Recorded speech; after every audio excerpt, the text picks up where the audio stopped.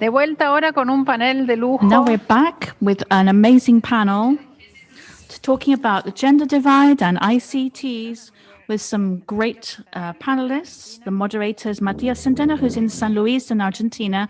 But before this, I just wanted to remind you that we had Doreen Bogdan-Martin, who runs the International Telecommunications Union, and she works in the development area. She's the first woman after 153 years in the organization to have reached such a high position within the ITU. It's one of the UN organizations, and she gave us a really interesting talk about the gender gap or the gender divide, and in some way the pandemic has helped to make it more visible. So today we're going to be hearing from a panel who's going to tell us that there are concrete actions underway to tackle the gender divide in order to try and close the gap. And we're looking at the balance, the gender balance in different areas. So without further ado, I'm going to hand you over to Matías. Hi, Olga. Thank you very much. Well, I'm very pleased to be here at this edition. Yep, it's a virtual edition. And as I've been saying, you must be bored of hearing me saying this by now, but we weren't going to give up being able to hold this properly. We weren't going to sacrifice time or content on quality. It's as good as all the other ones we've done. We're just doing it in a virtual format, that's all. It goes without saying that I'm so grateful for the help that you've given us, not only today, but because you've been a long and trusted friend of the school. I met Matías when we did an event with the University of Mendoza in 2006, and he's always been available since then to help us with our activities, whether in webinars or seminars. Adriana and Oscar say hi. Over to you then, Matías. Thank you very much, Olga, Adrian, and Oscar, for the opportunity to moderate this panel, which I think is going to be extremely interesting in the context of the South School on Internet Governance. We have an hour or so to hear from several people and share their ideas and knowledge. I'll tell you who's going to be with us on the gender divide in Internet and ICT. Now, very often we think of Internet as a place where things are better because we think we have more space to express ourselves, or we think that some barriers have been taken down because it's different from the way we used to do things. So the technology, as we have seen, have the potential to turn us into a better human race by promoting more equitable practices. But when we come closer to this, we realize that very often Internet reflects, as Olga was saying, and even maybe accelerates or exacerbates some of the historic problems facing mankind. So what we're learning from COVID and the pandemic, particularly in Latin America, but also in the rest of the world, is that many of the inequalities are in fact getting worse. So we need to sit down urgently and think up strategies to tackle these major challenges brought on by this new normality.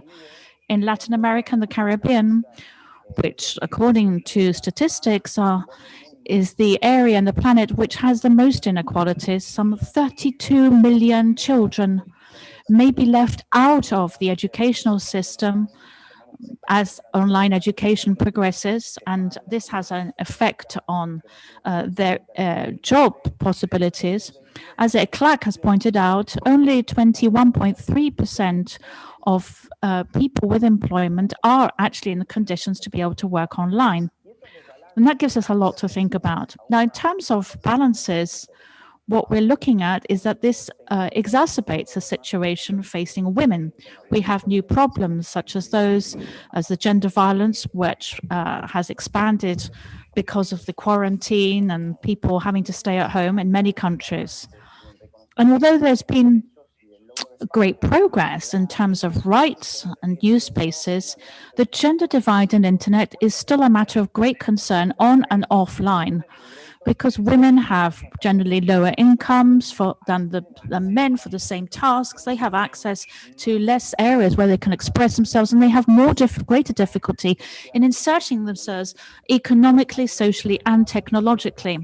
Now, some studies say that there is an initial digital divide, which is access, and this is closing. The United Nations say that there are the same number of women as men who are logging on, but then there is a second divide, which is more qualitative, because the issue of gender becomes more complex, and it has to do with the use and the appropriation that women and other social groups make of digital technologies, particularly with regard to the possibilities of transformation.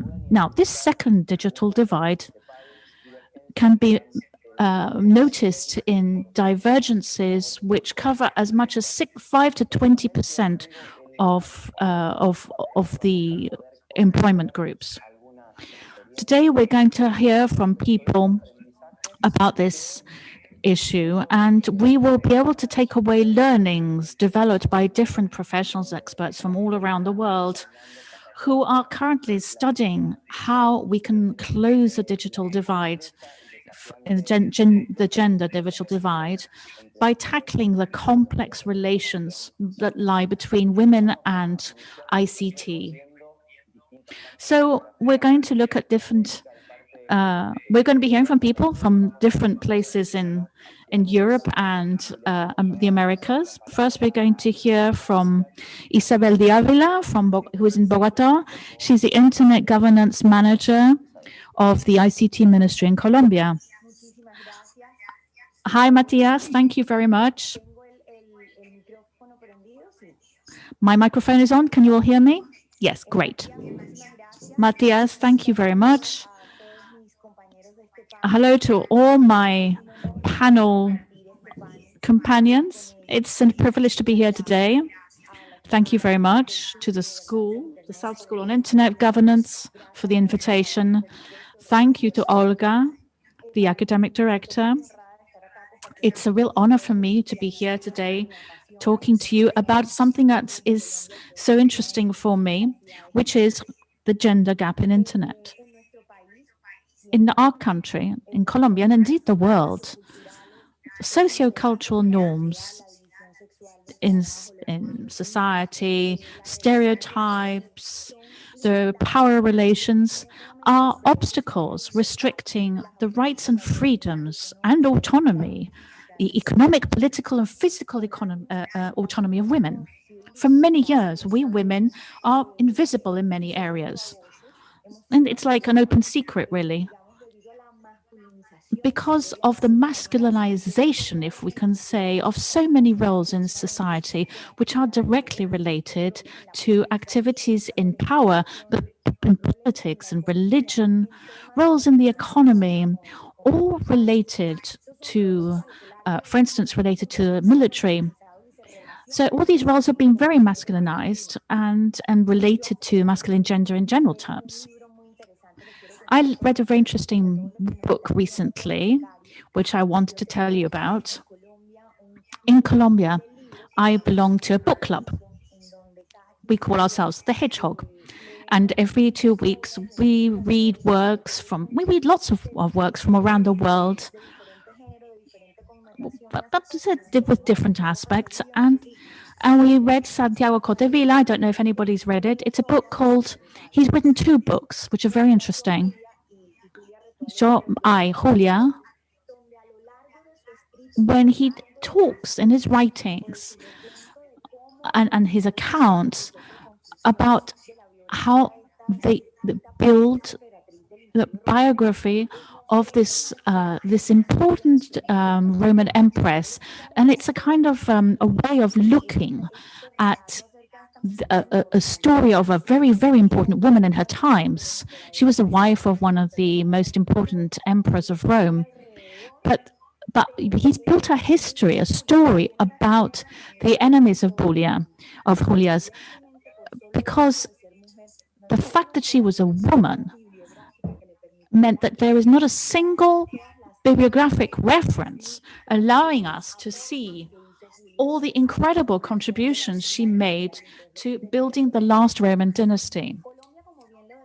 Colombia, as Matías said, has been a country which has made enormous strides in the narrowing of the gender divide. However, I think there is a long road ahead in order to achieve true gender equality and a 50-50 society. In Colombia, there are 13% less women in the formal economy. And in Bogota, 9 out of 10 women carry out housework without any form of remuneration. Women in poverty, there are more women in poverty than men. 13.4% of women are in economic monetary difficulties, compared with 11%. And there are far many more women in extreme poverty who are unable to cover the basic requirements as compared with men. So in general terms, in Colombia, with school presence, Matías was saying, as Matías said, we are more or less in equal conditions because we've tried to overcome those barriers to access to education between men and women, but we continue to be marginalized in terms of remuneration.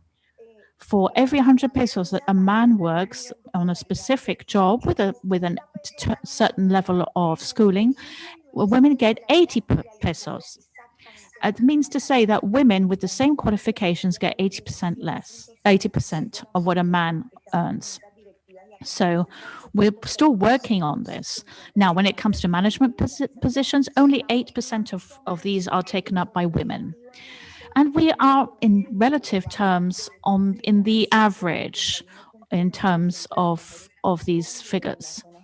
50% of women in rural setting do not have their own income. Now, we are working to improve society. We are working to achieve equality, which will allow for greater productivity, competitiveness, and a 50-50 society that will mean that we can create balanced access to the exercise of women and men's rights in coordination with the ICT ministry. We are working together with academia. We are working with state and the president's office. We are working together with civil society, and we have achieved some great programs. Por Ti Mujer, for You Woman, which seeks to promote technology use and ICT use amongst women to try and narrow the digital gender gap in society. Every year, the ICT is maybe one of the greatest motors of employability. And what we're saying is that women with training in the area in STEM subjects are being able to access jobs that are better paid.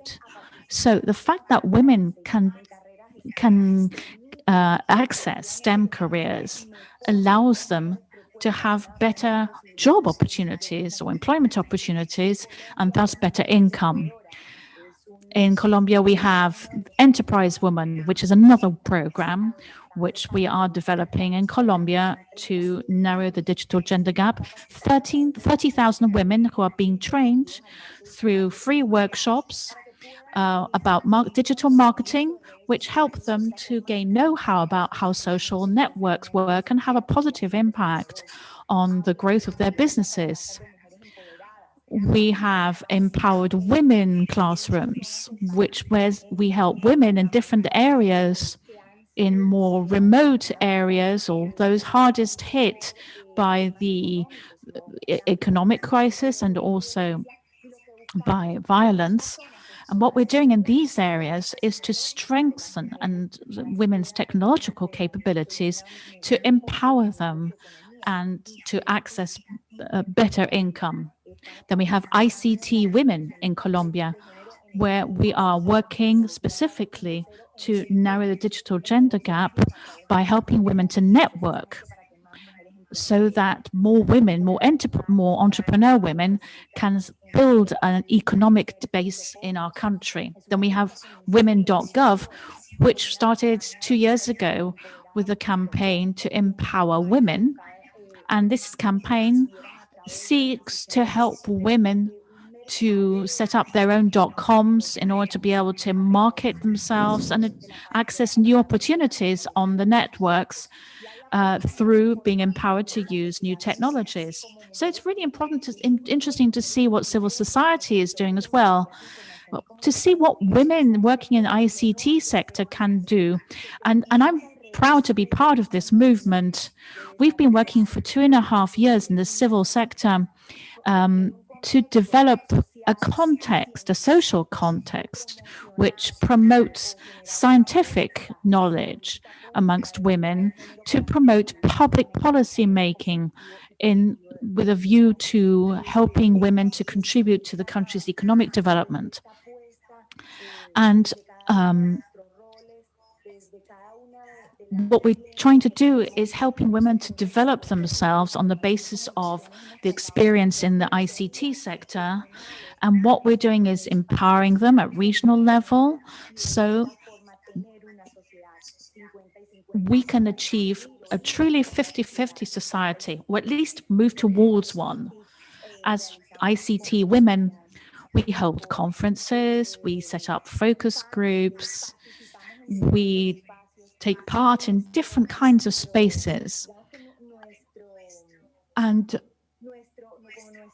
our slogan, if you like, our objective is precisely to ensure that more women can receive STEM training, to get more women to take part at board level in companies, and more women get management positions in all kinds of organizations, and to contribute to public policy making towards gender equality.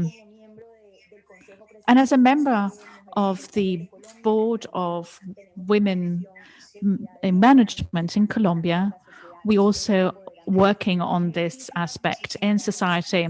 So thank you very much, Matías. Thank you, Isabel. Thank you very much. It's great to hear about all the work you're doing in Colombia. Now we're going to Mendoza, in the center of Argentina, and we will ask Alejandro Giuffrida, who's the president of Champagnat University in Argentina in Mendoza. Alejandro will be telling us about the training that they provide women in ICT and the importance of tackling this in various different areas. Hello, Matías. Thank you very much. Thank you for the presentation, and thank you, Olga, for the invitation to take part in this panel. And greetings to all my friends on the panel and also all the students who are listening to us today. So I'll tell you a little bit about what we're doing at the Champagnat University. We follow a grant policy for women who want to study STEM subjects. Basically, it's 50% in line with UNESCO guidelines. So 50% grant to all women who want to study information technologies. And what we decided to do as part of the grant is that it should not be tied either to academic achievements or to the length of period of studies, because what we need to do is encourage more women to take part who are perhaps not in the best economic studies, and their studies could take longer as a result. And this could also have an impact on their academic achievements. So what we decided was that it should be as open as possible in line with the UN guidelines. Now, I don't want to promote our specific policies because I think this is a great opportunity to talk about other things and use this as a springboard. What we've seen is that these kinds of decisions aren't just about the feminist movements in Mendoza, but it's an overriding concern that we should all share, how we incorporate different points of view and opinions in the development of technologies for the future. Well, it's not really the future so much. I think it's the future is today, artificial intelligence, so forth. I think we're looking at one of the most important digital and technological revolutions in history. And that also brings great challenges, and those include those that are related to the theme for this panel. The algorithmic bias, it's what I call invisible discrimination, because there is a lack of inclusion, and also the increase in the gaps in the gender divide, as Isabel was talking about. And there are others too, other gaps which are linked to minorities. So the algorithmic bias, this is where I think that we really need to incorporate women into STEM subjects, which is the subjects of the future. And I think it's somewhere where we all have to make an effort. I think only 20% of women are graduating in this area, so we're a long way off from them playing a more active role in these kinds of developments. And there are some emblematic cases where algorithms that show us that the database that is being using shows a very strong bias. And this is a case for strong controversy. For instance, Google's Alexa, Twitter now with the selection it makes of photographs, the case being used by the US to predict incidents amongst prison inmates. So these are all kinds of biases which algorithms show. And when I talk about invisible discrimination, or which is difficult to detect, it's unlike what happened last century, where it was a state who said, this is the employment group, this is going to happen, or when the USA said black people are not going to be able to take public transport, and that was clearly identifiable as a discriminatory policy. It's much harder with algorithms, so it's much harder to track because you can't see exactly where it is. And one of the things that's happening is that whether a bank, for instance, gives me a loan, and maybe a friend of mine who's a woman who has very similar conditions doesn't get that loan. So it's very difficult to talk about overall social action because you can't detect exactly where discrimination has happened. So the business about artificial intelligence is an area where we have to pay a lot of attention. Machines are taking the place of in a repository, in a supermarket, in the deposit, or maybe a journalist makes a report on the stock exchange, and because they get information from machines, they're going to learn to drive, they're going to be interconnected, and now we're discovering that biochemical process within the body in terms of decision making can also be measured with algorithms. So it's very likely that these are all going to be sharing disciplines and decisions that before weren't possible, as in medicine or in teaching, because they're becoming far more human. This leads us to the next point, which is the digital divide, which is also a social phenomenon, because of the changes in the employment market are actually making these worse. I thought it was quite interesting I think it's interesting when we talk about those populations in this 20th century, just to look at the comparisons between one century and today, those populations that in the 20th century were exploited globally are now far more relevant. So I think there's an underlying risk here, because those are populations that can't be readapted, retrained. They don't have the opportunity to apply critical thought to what technology requires, and they can't reform their daily work because they don't have the technology, they don't have access to make that jump. And those divides, those gaps are probably going to get larger amongst those people where there are already gaps. So the business about gender is very important here. I think we should be looking at how we can contribute to balance this out, not only because it's the right thing to do, obviously, but because there is a need to incorporate these new perspectives and new ideologies in the way that we define how we are thinking. One last issue that I think is also important, it's a reflection really. Now, do you think that the technologies today are changing the way that we think and we do things, the decisions that we make, the paths that we choose, the way we pre-select an employer, or maybe whether we're granted a loan or not? We haven't really given our verdict on these in terms of legislation. We haven't voted for AI. We haven't voted to decide how it's made up. We have to find ways of influencing this sort of technological development. So, because it's not just about going to the polls and casting a vote every 2 years, because these things are going so fast. And it's possible that they are creating so many more changes that we won't even have the same kind of parliament within 2 years. So we need to have ways in which we can influence what's happening in more effective ways. And this summarizes what we're doing here in Mendoza. We're trying to get more and more women to take part in these STEM careers and these STEM subjects, and in line with the United Nations on this subject. So that's it, Matías. Thank you very much. Thank you for inviting me to take part in this panel. It's been a real joy to chat with you. Thank you, Alejandro. It's been really interesting to hear from you.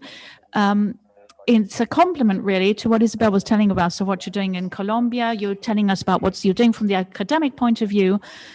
This concept is fascinating, and we're looking at algorithmic bias as regards gender. I think it's so interesting to think about this. Now let's look at the vision of a company who is a leader in the technological sector. This is NOKIA. We're going to hear from Elizabeth Bravo. She's a Latin American sales development manager in NOKIA. And she is very focused on work to development the participation of women.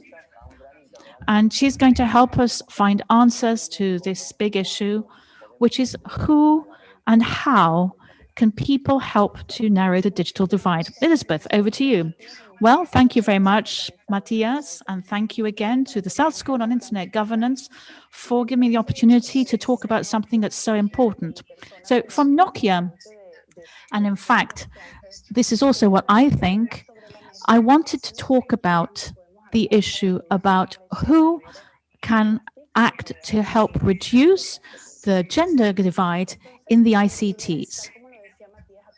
Now, on the basis of my basic functions in NOKIA as business development, I'm also on the Strong Her board. This is a network that was created within the company. And what it does is promote programs that have a specific objective to ensure that women get the same opportunities as men in our company. And the basic focus is to enable women to be equally represented throughout the company's functions. It's an inclusive network. Men and women can take part because we think that this is a problem that involves both men and women.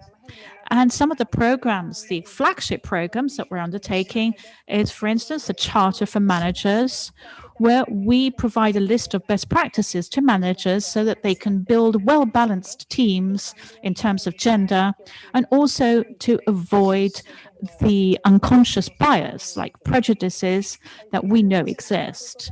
Additionally, we have another program, which is the Strong Her Work, where we help women who are playing key roles in the companies so that we underline the role that they play and to help them to move into leadership roles. We also have a chapter called Kiwi, which is knowledge, information, and experience. We provide mentorings and conferences in order to foster capacity building amongst women in the company. And finally, we have our Strong Her events, which we hold throughout the chapters on our network. So that you have an idea, Strong Her world level has over 3,000 members, and we are present in 40 countries. Last year, we had 7,000 participants at all our events, such as conferences with external speakers on subjects that aren't just related to gender diversity, but also software and technology. And this is a complement to everything that NOKIA is doing in the formal group of inclusion and diversity, and I wanted to share some figures which NOKIA shares in its reports on this subject.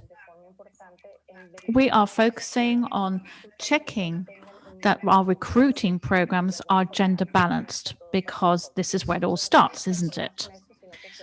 But this isn't enough, because we also organize Green Light for Girls amongst young women in order to interest them in STEM careers.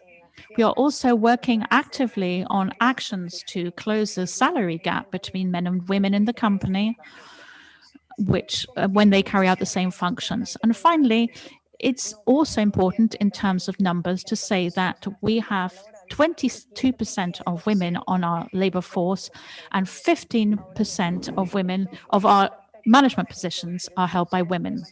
So this takes me to my next issue, which is that not only the actions undertaken by companies are not enough, because the fact that we only have that our labor force is only 22% of women means that there aren't enough women who are graduating from STEM career subjects, as our panelists have said earlier. Now, I rather liked this chart, which was published by the AEDB, which gives us some figures about Latin America. In first case, in the region, 60% of STEM graduates are women, but only 30% 60% of women who graduate from humanistic subjects are 60%, and women only present 20% of STEM graduates. When they move towards companies, we can see that only 3 out of 10 of graduates in maths and technology are women, and there is obviously the whole issue of the salary gap. Now, why is this so important? Because 65% of future jobs are not going to exist today. And most of these have to do with STEM subjects. For instance, when we talk about machine learning, data science, and AI, these will certainly be the base for the jobs of the future. But even so, there aren't enough women who are working in STEM subjects for this. And this takes me to my next point of reflection. When, who, and how can we act to reduce this gap?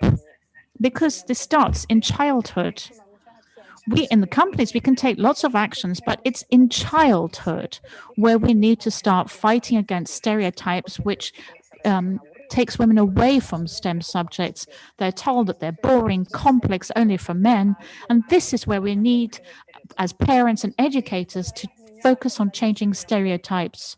We need to help women to learn to be brave and not perfect. The Forum for Girls focuses on helping girls to learn to take risks and be brave in terms of complying with the requirements to get jobs, because we always focus on getting girls to be perfect and not brave, and this transmutes into the area of employment. Now let's look at toys. What toys do we give girl children? Why don't we give them Lego? Why don't we give them engineering toys or Meccano or other toys that develop their spatial skills? This has a major impact on their skills development. Finally, we need to promote successful STEM case studies involving women, and we need to do this consistently.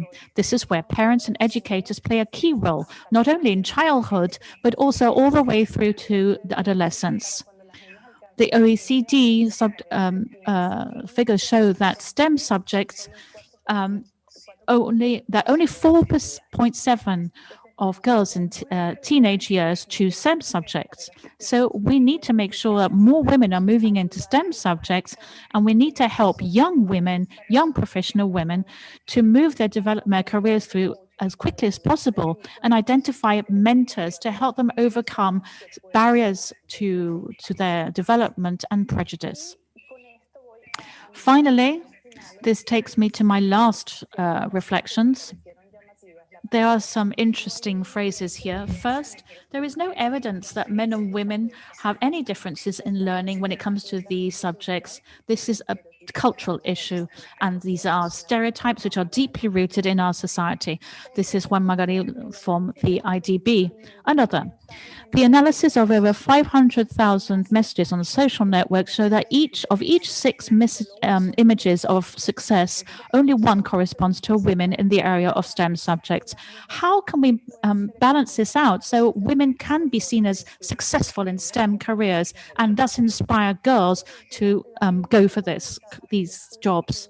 Finally, girls who are encouraged to pursue STEM subjects by their parents have an 81% greater possibility of studying computing sciences. This is a Microsoft study.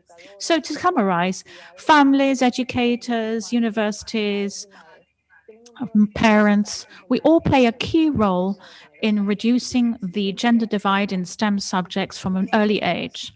Now, if we don't do this, we will have a very serious problem in the future with these jobs which require people to be properly trained in STEM subjects.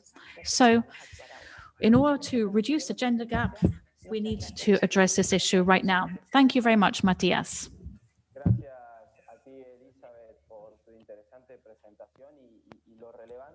Thank you, Elizabeth, for this interesting presentation. It's great to see this, the way you address in gender-based divide, and to present this issue, especially go beyond what roles and what transformation capabilities or possibilities we have. We're going to go to São Paulo, Brazil, to hear from Daniel Kleiner Fontes, who's a safety policy manager for Facebook Latin America.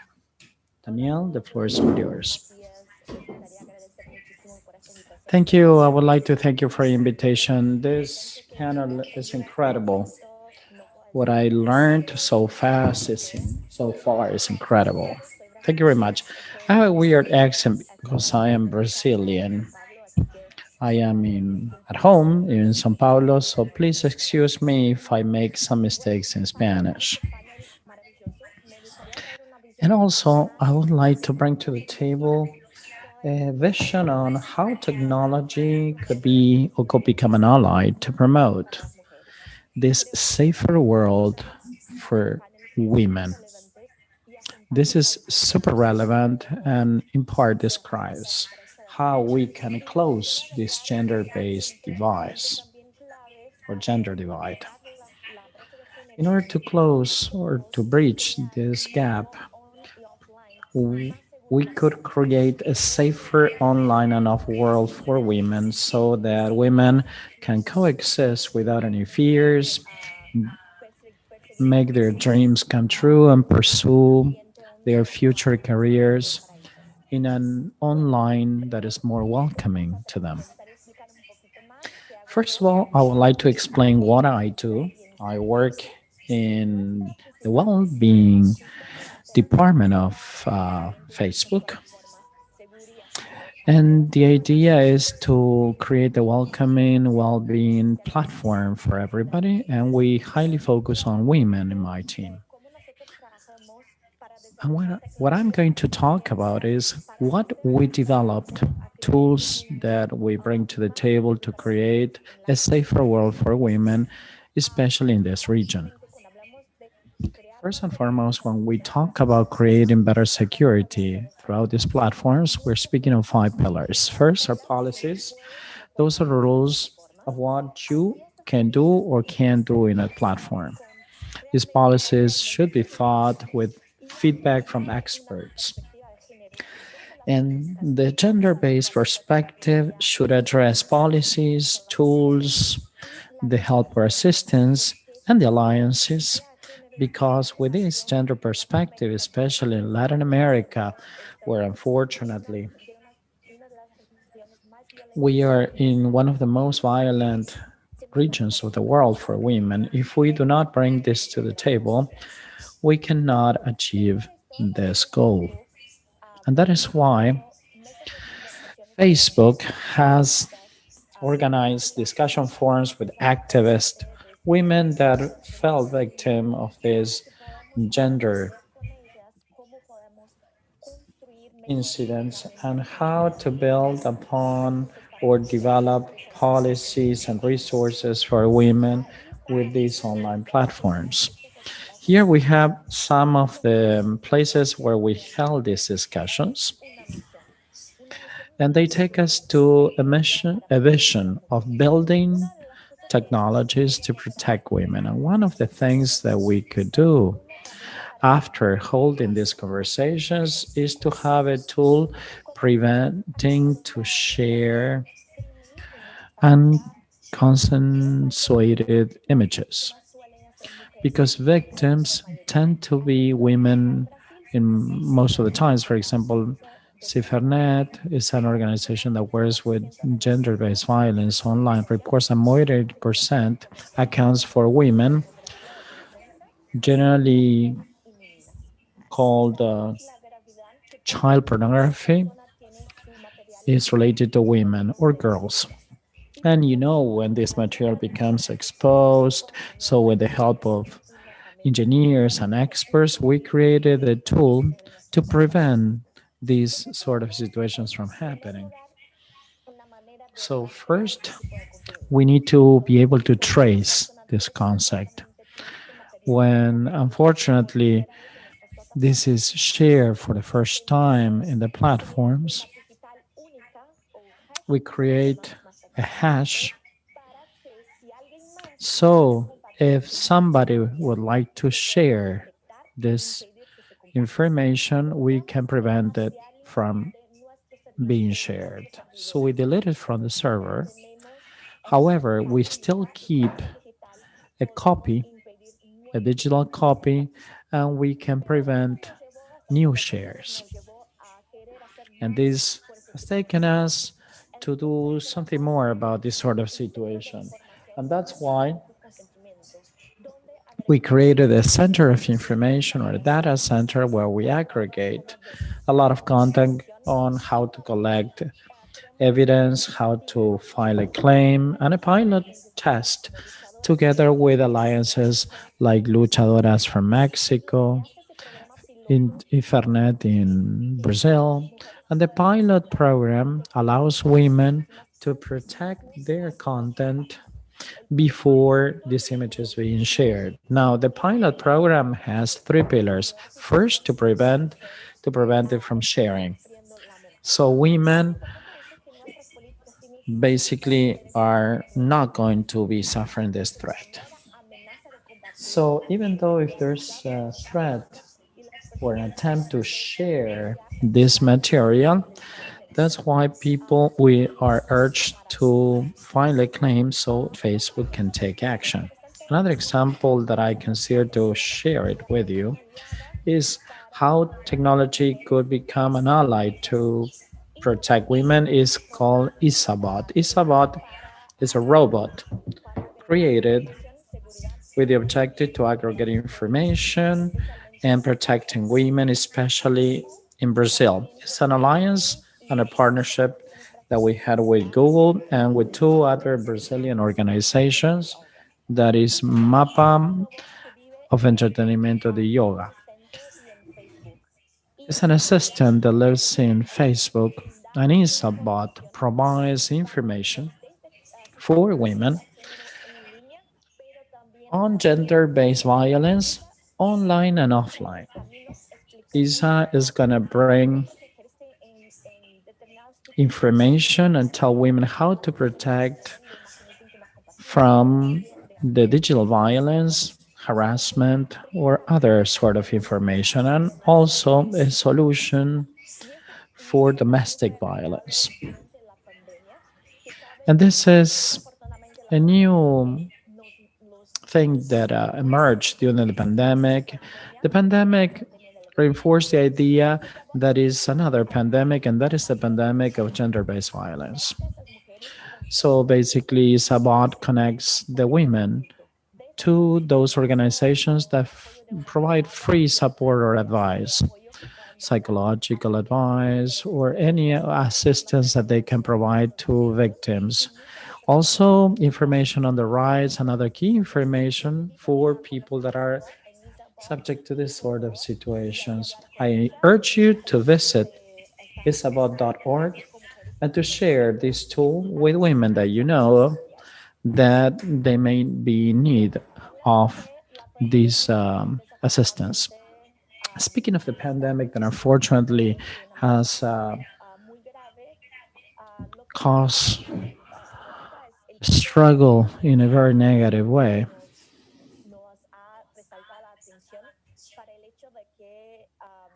I would like to prioritize on gender-based pandemic.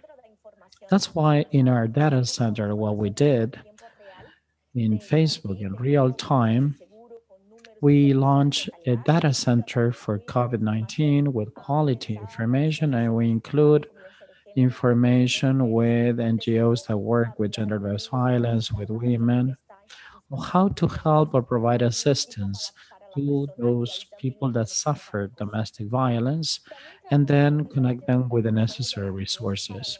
Work with different organizations, launching campaigns precisely to address gender-based violence. Sometimes it is kind of silent in some of the households. And here I clearly shows you a 15-second video of a campaign that we launched in Argentina.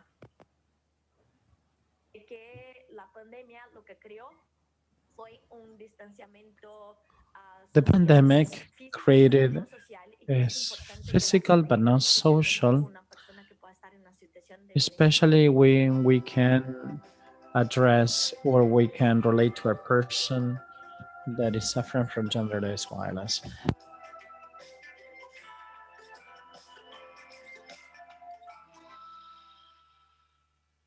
También hicimos mensajes específicamente para personas que puedan estar en situación de violencia. Y para esas personas lo que hicimos fueron videos que hablan con Also, we created another campaign with videos that basically they hide their faces without revealing their identity and putting women at risk.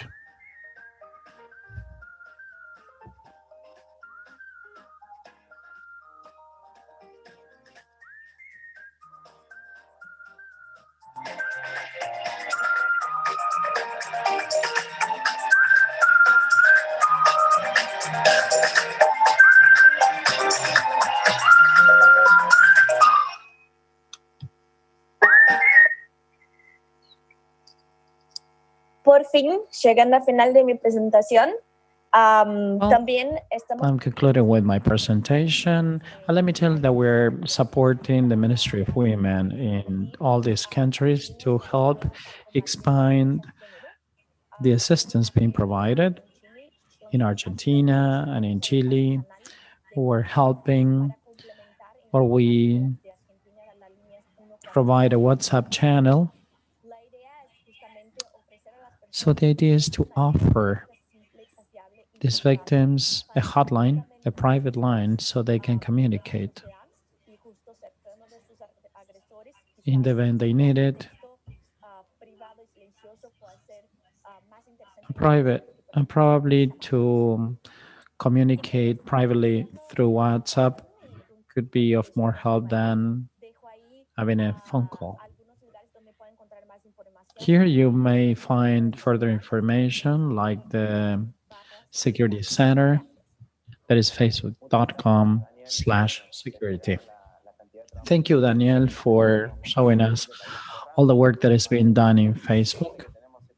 This is a very interesting panel. Thank you very much. And we are going to give the floor to María Garrido, that is a researcher on scientist and information school at the University of Washington. Maria is going to share with us some of the most relevant findings and some of the projects promoted to formal work that is being organized in the collective of women. Thank you very much. As Daniel said, I'm going to try to speak in Spanglish. And first, I would like to present you with the work that was done in the University of Washington. I'm Mexican. I've been here for the last 22 years, and we've done work on women and technology for the last 10 years in collaboration or strict collaboration with colleagues like Matías and other people.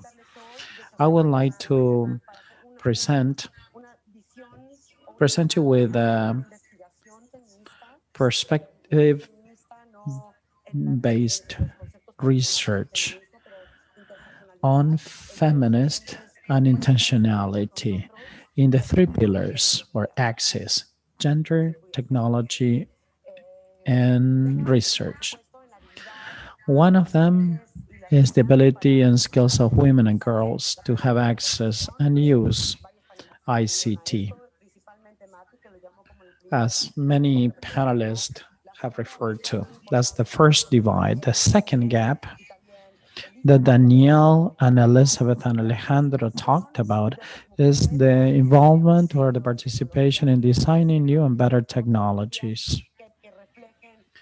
Those technologies that reflect values and the way of living and the way we see the world of a more diverse community apart from men that are an area currently is an area currently dominated by men. And our voice and agency to create data that better reflect our different realities, women realities. The collective is very diverse, and that's what we need to keep in mind. So these three pillars or three gender gaps are determined by social, economic, cultural, and political factors, and a combination of these four. In fact, panelists made reference to many of them. This is exacerbated in under the COVID-19 context. Families and communities rely on technology to secure basic needs, access to critical health, safety information, working remotely, so as well as online school, obviously. Danielle said that this is a technology being used in the pandemic. Let's set up the context. At the political level, it's very important to talk about the UN 2030 Sustainable Development Agenda,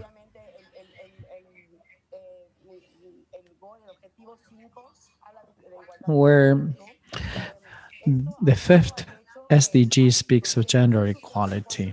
Together with that, there are 107, 204 indicators that measure progress. There's only one indication of one third of it. We talked about the inequalities of information that talk about public policy. So it is important to address data revolution. So public policy, the design of programs and policy increasingly is driven by data. But this data, as Alejandro said, with this algorithm trends, are fed by data or algorithms that they have a bias and they are not highly representative of many voices. So many voices are excluded, and that impacts policy making, together with corruption in Latin America, and it affects the quality of policymaking and the design that serves the needs of critical communities for women. So we need more data, better data that could reflect accurately the realities of different women. That's the second trend. And to put it in perspective, Latin America, almost 60% of its population uses the internet. This is the latest data coming from the ITU, the International Telecommunications Union. Interestingly enough, internet gender gap indicates that Latin America has the lowest internet gender gap in the world. The lowest, with the exception of 8 countries that is to the right in the graph. So what women are represented? Does this reflect or mirror the conditions of better conditions of Gender in our country is like having access to opportunities, as Lisa or Daniel or Alejandro said, like access to equitable education, security in the streets. This is even more complex. Here it talks about internet use, but doesn't speak of what type of use. The third pillar is knowledge democracy. That is the philosophical research, what inspires us. So, in what ways we can use our voices and the experience of women from different collectives to create better knowledge that is produced, disseminated, used to inform social and policy practices, and better quality data for women. Together with this, we are going to address the concept of intersectionality. It's not enough to have data. By dividing or classifying women, men, and others when they have to describe gender. There's a lot more to this. What is the living condition? Who brings food to the table here? Who is the one? What is the family structure? Who's the source of main income? Or the main source of income. I mean, there are many social factors that affect human lives, including social location, health status, quality of life, in order to understand better the situation of women. And I would like to share 12 documents that give substance to these elements. First was project that was there's a project produced in Costa Rica, Women in STEM and Gender Data in Science and Technology. To understand, it shows gender statistics in science and technology. Costa Rica has the most advanced policy making in digital equality. The data probably is not the latest, but it has four main elements. First, to understand what are the available technology, disaggregated by sex, not gender.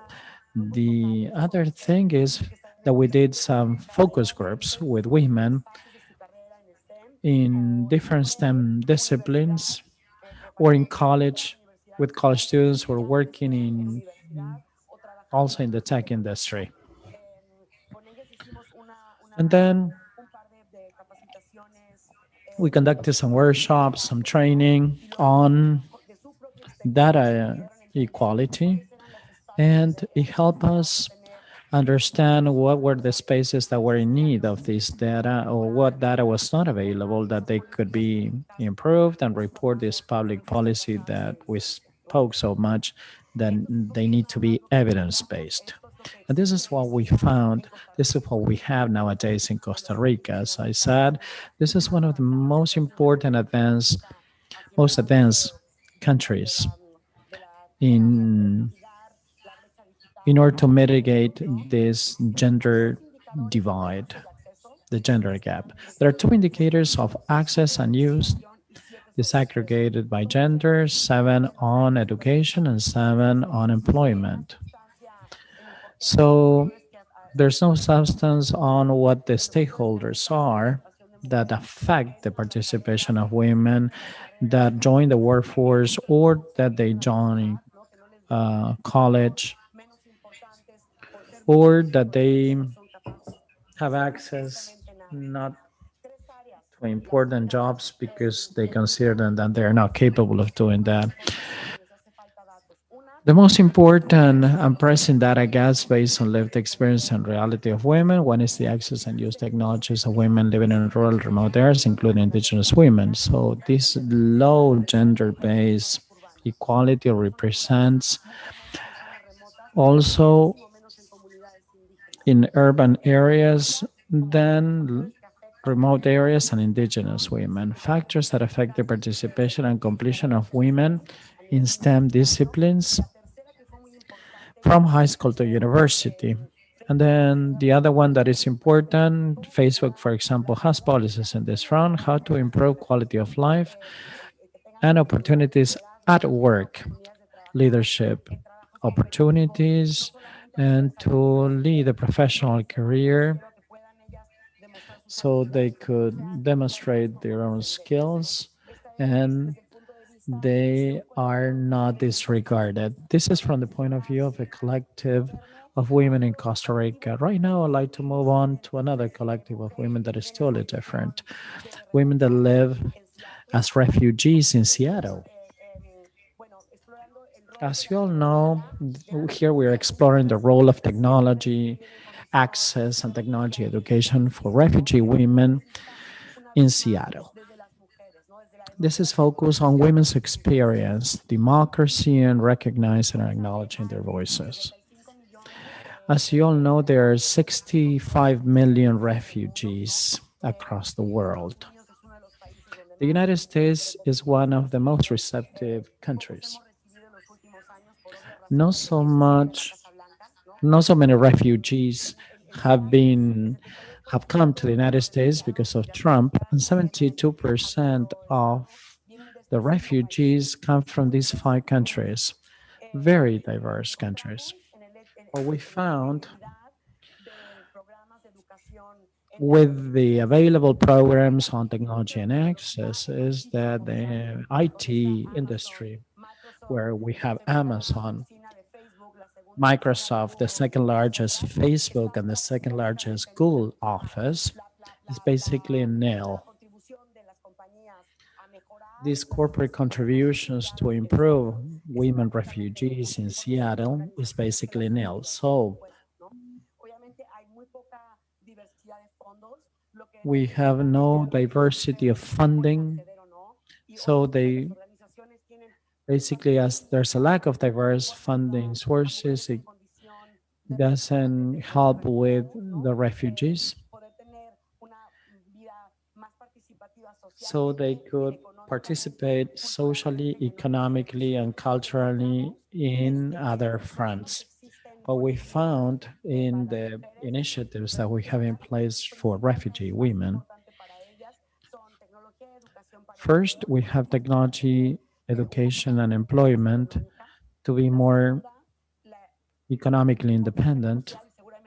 And the second aspect, as you all know, with Lisa, within the refugee community, you have the smartphone, that these are the most critical tools for women to interact with this sort of technologies. The third is the use of technology, education, and ESL classes, English as a second language. This is very important. And the fourth is technology in the family,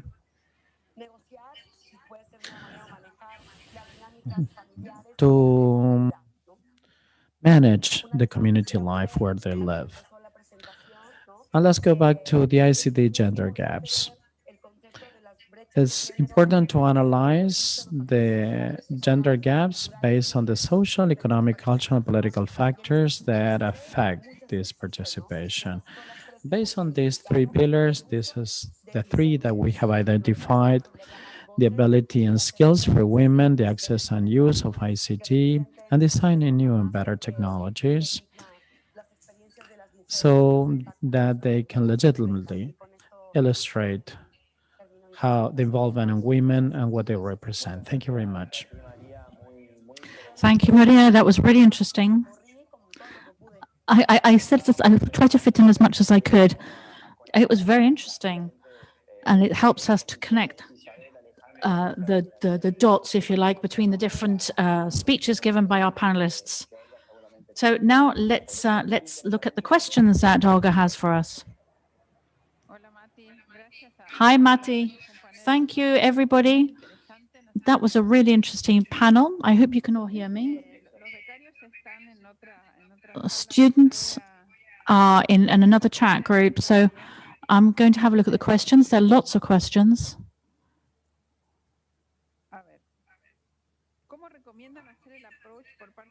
How do you recommend taking the approach in terms of how adults deal with children? No, hang on a minute, sorry. That's not the question.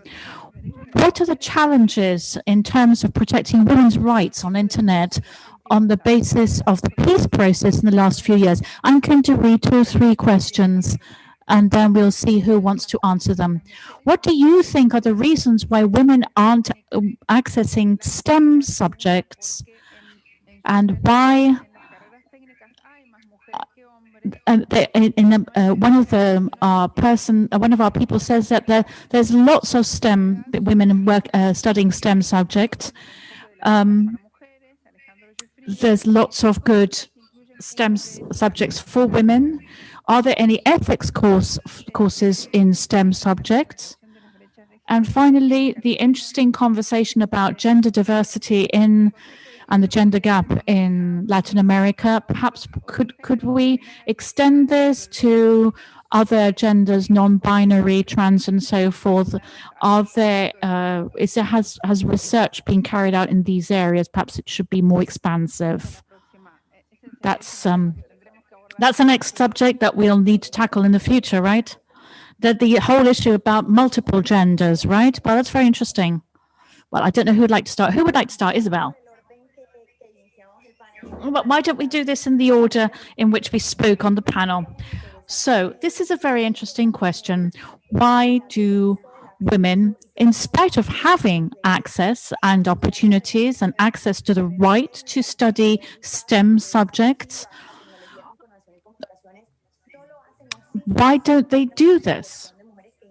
There's a high proportion of women that start off on these careers, but they don't graduate, or maybe they graduate, but they end up doing something else, quite a different area, in fact, nothing to do with ICT.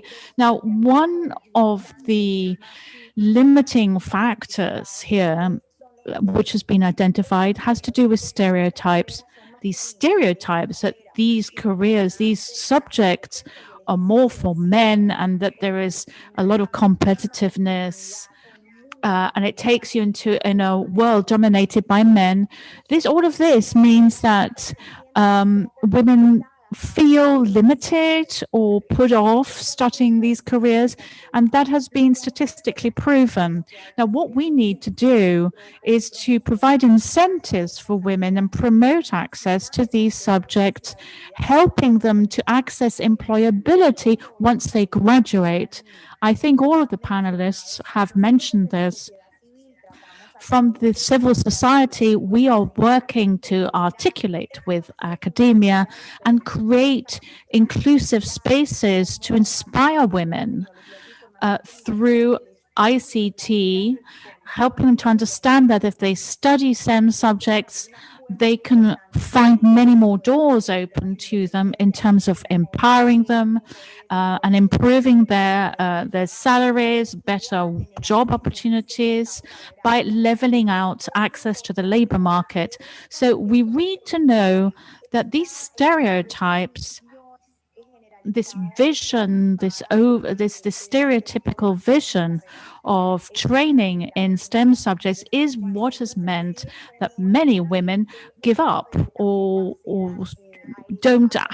feel they don't have access to these kinds of jobs, and don't pursue their working experience in this area, in the ICT. It's also very important to understand that in addition to this, women are facing scenarios within companies, and I think possibly Elizabeth can talk about this in greater detail, but women in companies are finding difficulties in conciliating their work. It's the work-life balance, isn't it? You know, they're housewives, they're mothers, and they're working, and there isn't enough solidarity for women dealing with these issues in the labor market. There are so many biases when it comes to looking at this, how we reconcile the work-life balance. And it's another limiting factor in the exercise of these, in the way people work, in the way women approach their jobs. Because for them, it looks like it's taking time away from their families, whereas and from their personal lives, and it looks like it's mutually exclusive. And this is another reason why women don't pursue these STEM-related jobs. Thank you, Isabel. I don't know who else would like to comment on this. I'd like to add something, Isabel, if you don't mind, unless anybody else would like to jump in first. I think that she's saying something very important here, that we must think about the difficulties faced by women when they start working in ICT industries. Look, they'll get asked, for instance, if they're planning on getting pregnant or being mothers, or are they responsible? Will they be able to work from home? Are they emotional people? So there's a whole component here that we need to look at, because there's a lot of factors involved in the way that they're treated from the outset. We need to train them to be able to handle these issues from the get-go. There's a very important association in Latin America which works with women in STEM. It's starting to offer them training for leadership roles in ICT industries in order to empower them and help them understand how they can create a better workspace for all women, so that women stay both in industry and in education. So we don't have very much more time. We have 4 minutes left.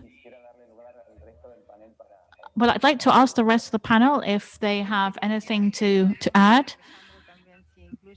Daniel, do you include ethics on the roster of subjects? Just as Maria was saying, I think this is so important. There should be a much greater effort being made by ICT industries to ensure that STEM subjects for women are actually possible. From Facebook, what we're seeing is that postgraduate qualifications and things like paternity leave or maternity leave. Obviously, we're dependent on different country legislations, but we're trying to make sure that men and women get equal parental leave. And this, I think, is very important. I think it's probably one of the key points, in fact, when it comes to creating a level playing field for women in ICT roles. Alejandro, do you have anything to say on this subject? What I wanted to say was that the point is that girls don't tend to be interested in STEM. What is this about? Well, I think that we need to show them the benefits of these careers. We need to make them attractive and fun and show them how these can solve some of society's problems. So in as much as we are trying to make it less technological and competitive from a male point of view, I think that we will be able to attract them more to STEM careers. Thank you very much, by the way, for inviting me to talk at the panel. Go ahead, Alejandro. Thank you. 2 small points. We have a gender observatory, and when the pandemic started, we carried out a survey and showed us that the higher the educational level at home, the better the distribution, the worse the distribution of housework chores. As for ethics, we are developing a department on ethics, but we do actually have several analyses, and there aren't very many ethics departments within ICT careers and STEM careers, because this is currently run by another organization. In fact, it's an organization that within the Ministry of Education, which says what subjects we need to include. And at the moment, it's kind of a standard, really. Ethics still isn't on the list. So it's up to each university to decide whether they want to offer ethics as part of the course or not. And as there's lots of competition, between the universities, they don't really tend to go much beyond that list. So actually, it would be very cool if we could look at this as an opportunity to have ethics courses included in these studies. Olga, obviously it's a really interesting subject. I think there's so much that we could talk about here in terms of the access of women to STEM subjects and ICT industries. It goes far beyond the issues of the technological infrastructure or language. I think that all the speeches that we've heard today have served to highlight the complexity of the situation faced by women in the industry. That aspect of marginalization. And we remember Simone de Beauvoir, which is universal, which is applicable here and to all kinds of inequality. When she talks about that human beings are searching for something that nothing limits us or define us because our freedom is our greatest asset. And this is the path that we should be seeking to follow.